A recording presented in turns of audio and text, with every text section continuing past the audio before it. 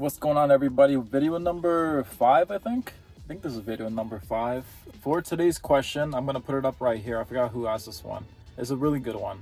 I probably asked this question whenever I had my previous car. If I were to compare a BMW M4 to a Huracán, Evo Spider, or whatever, how would the two compare? That was the question. This one's a big topic. It's a really interesting one too, because again, I've had the same question that I asked myself whenever I had my M4.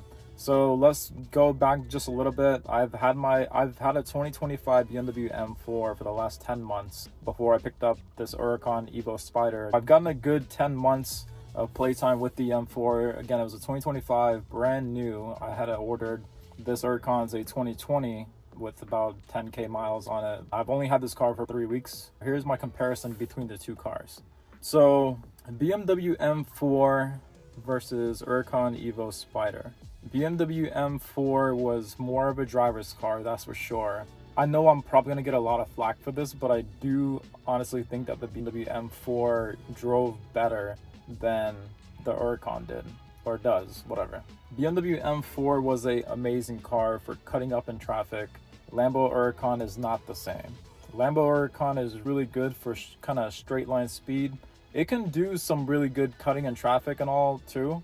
Once I get some practice behind the wheel, I'm pretty sure I'll get better at it. Cutting up traffic is just one thing, but there's going to be two other things that I'll mention in just a little bit. BMW M4 is an amazing car to cut up in traffic. Lambo is not as good. It's a great driver's car, but the thing many people don't see coming is going to be mainly your surroundings. Now, BMW M4, the general public would just think it's a BMW. They're not going to go out their way, go speeding up, braking in order to look at your car. Lambo is a whole nother picture. Lambo, if you're caught going at normal traffic speeds, it makes it really difficult to predict how the other traffic is going to behave. You can't predict patterns because you don't know who's going to brake to see your car.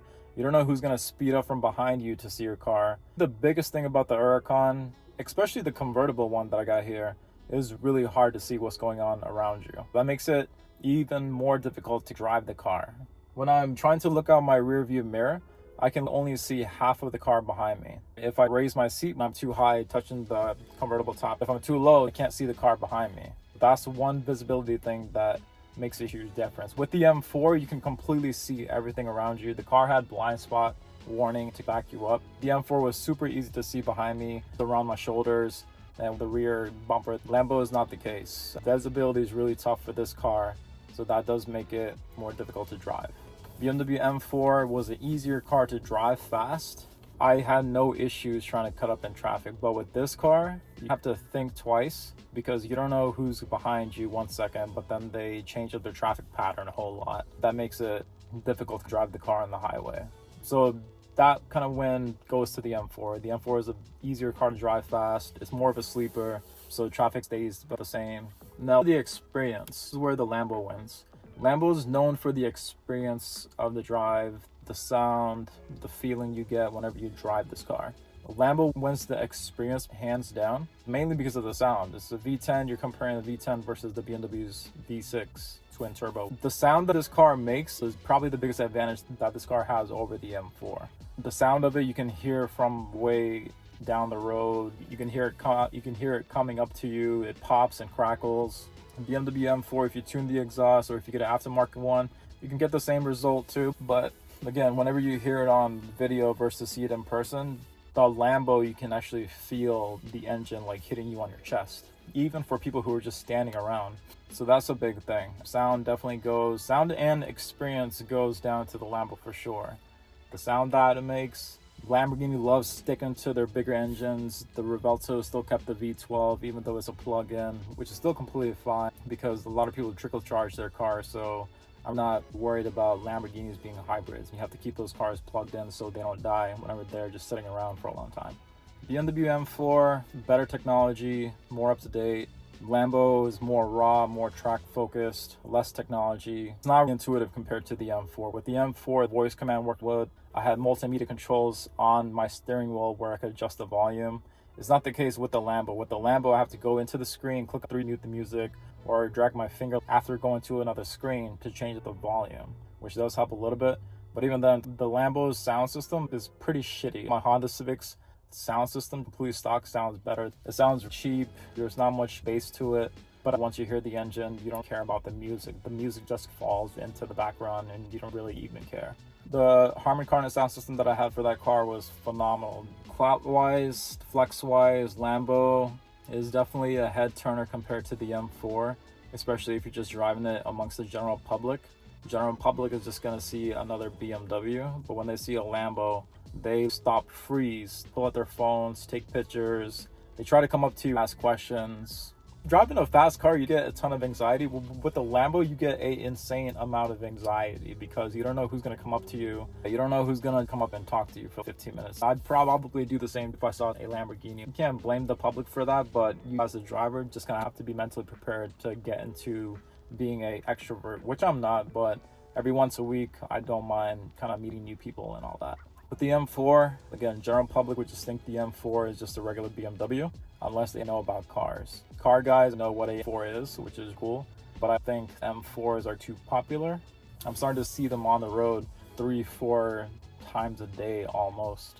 So that's one thing, another reason why I did get rid of the M4. I just thought it was just, even though it's a 100K car, they're becoming too common for my taste. I like to up rare things. Ultimately, my car garage that I would love to have is my Honda Civic, this Lamborghini, maybe upgrade 5 years down the road to a Alto.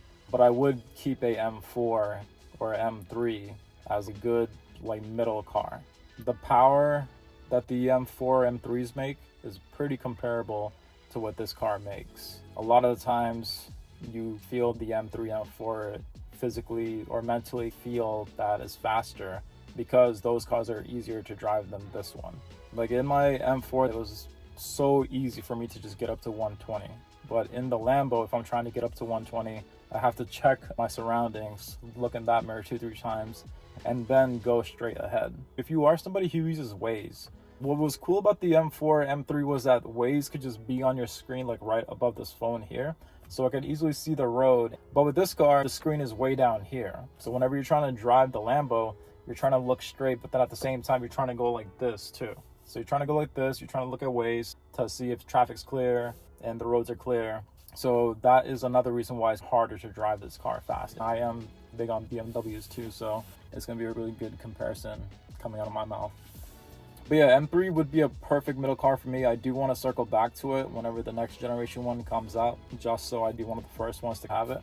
G82 body style is just way too popular for me at this point, and then I still think that they're going to keep up this generation for another 2 years at least. The rarity with the Lambo is cool. Another big thing is that with the Lamborghini, you're able to motivate people. They're more likely to listen to you and take you more seriously. If you are somebody like me who likes to help people accomplish things in life and become better, a Lamborghini is perfect because people will more likely listen to somebody who drives a Lambo than somebody who drives a M3 or M4. That's just the way it is. Hence why I was able to start this whole YouTube channel that you guys are watching right now, because I have this car. So yes, Lambo would open up a whole lot more doors compared to the M4. But again, as like any car person would say, both are different monsters. They're both amazing cars, but they both have their strengths and weaknesses depending on whichever situation you're going into. So it all depends on whatever you're into. I personally value a strong head-turning car.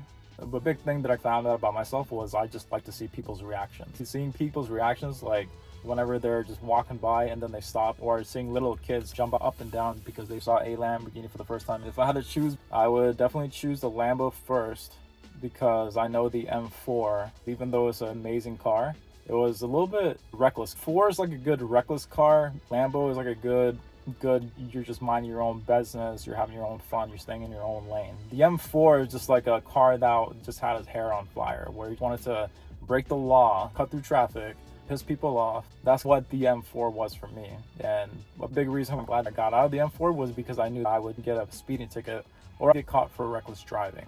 In Mexico, I only do all this stuff in Mexico, just FYI. But yeah, this is my little comparison of the M4, M3 compared to a Lambo or Huracán. Let me know what you guys think. If you guys had any other questions, thank you whoever asked this question. Again, their name will be posted at the beginning of the video. If you're tuning in for the first time, subscribe. You can ask me questions about owning a Lamborghini. Check my blueprint on going from a Honda Civic to a Lamborghini in less than 10 months. The link is right down below, so definitely check that out. I did drop the price for July 4th weekend, so take advantage of that. The prices are going to go back up, so don't wait. If you don't learn anything, I don't mind giving you a refund. Hope you all enjoyed the video. Take care, have a great day, and I will see you for the next one.